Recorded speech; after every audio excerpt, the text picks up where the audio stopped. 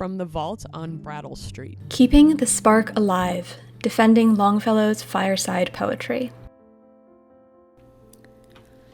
During his lifetime, and shortly after his death in 1882, Henry Wadsworth Longfellow was almost universally admired.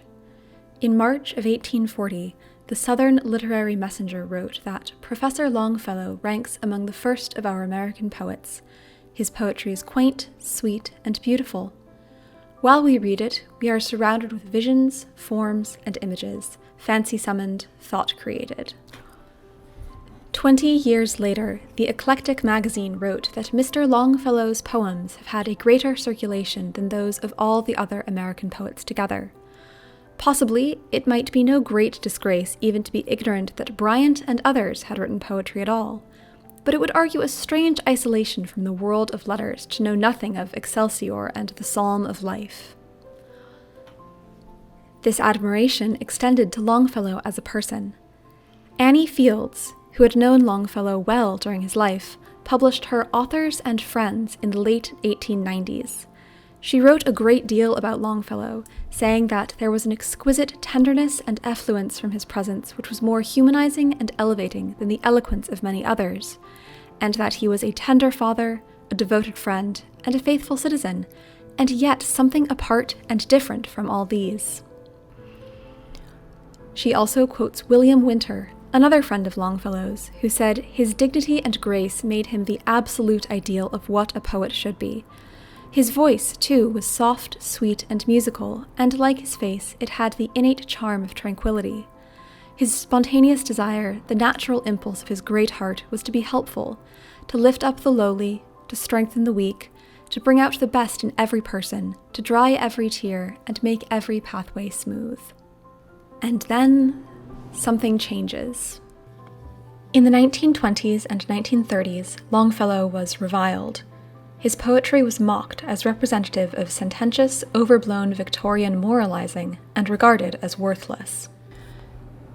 In 1927, Harriet Monroe could sneer at Longfellow for solemnly going through the motions of a great poet, as well as the cheapness of his sentimental moralizing and the falsity of his alleged dactylic measures, which ripple along in 3 time instead of marching in the classic 4 time of Homer and Virgil.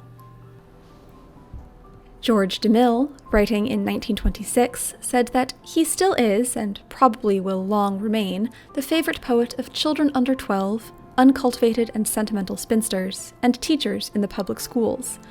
Among such as these, his reputation rests solidly on his merits, and is utterly unaffected by the favorable or adverse tone of current literary criticism.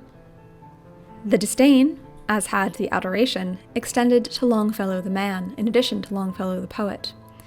In the same article, Harriet Monroe wrote that Longfellow and many of his friends possessed an obscure, unrecognized jealousy of the superior mind, of an intellect hard, keen, and clear, which despised softness and sentimentality, which saw through pretense and false assumption. George DeMille wrote that it was Longfellow's good fortune that he was a person of charming manners, who lived in Boston when all literary opinion in America was made in Boston. He was too nice a man for the neighbors to throw bricks at. The same charming, gentle nature that kept his poetry from being touched by the rude fingers of the hostile critics also blinded his biographers. What happened? Annie Fields, William Winter, Harriet Monroe, and George DeMille all comment on the gentility and sweetness of Longfellow's personality and writing. Fields and Winter were both writing in the 19th century, while Monroe and DeMille were writing in the 20th. These 4 commenters are writing from different sides of the 1900 publication of Havelock Ellis's Studies in the Psychology of Sex, Volume 2. The book touched on early explanations of homosexuality, which quickly came to be seen as a pathology, or something that was wrong with a person. In the 19th century, there was no conception of homosexuality as an identity. Sodomy, or 2 men having sex, was illegal, but that was something one did, not something that one was. It was not unusual for 2 men to be emotionally close, and to express those emotions. While gentleness and sweetness are more feminine-coded qualities, it was not bad for 19th century men to possess them. After Ellis publishes his theory, though, this softness and gentility become suspect, as they suggest that a man might not be as masculine as he should be. This feminine undertone is not the invention of 21st century critics. In 1903, W. Sloane Kennedy published a biography of Longfellow that included a section of general criticism of the poet. One of the articles included in this compilation was written by the Reverend T. T. Munger, originally published in the New York Independent. Reverend Munger says, "In a restless age, he has given us an example of quiet, and breathed not a little of it into our lives. No one ever reads a line of this poet without feeling rested. Longfellow both feeds and refreshes the mind. He is preeminently the poet of peace and repose. I think this is a main reason why we love him. We need him, as a tired child needs a soothing nurse." Reverend Munger blurs the line between the poetry and the poet, and in doing so explicitly casts Longfellow in a role typically filled by women. The early 20th century is also when the term fireside poets becomes popular as a shorthand way of referring to a group of poets including Longfellow, James Russell Lowell, and Oliver Wendell Holmes.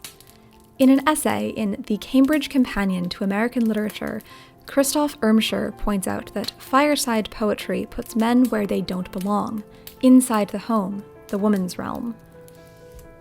The legacies of historical figures are always being reevaluated. Historical figures will go from being honored to being shunned, and back again.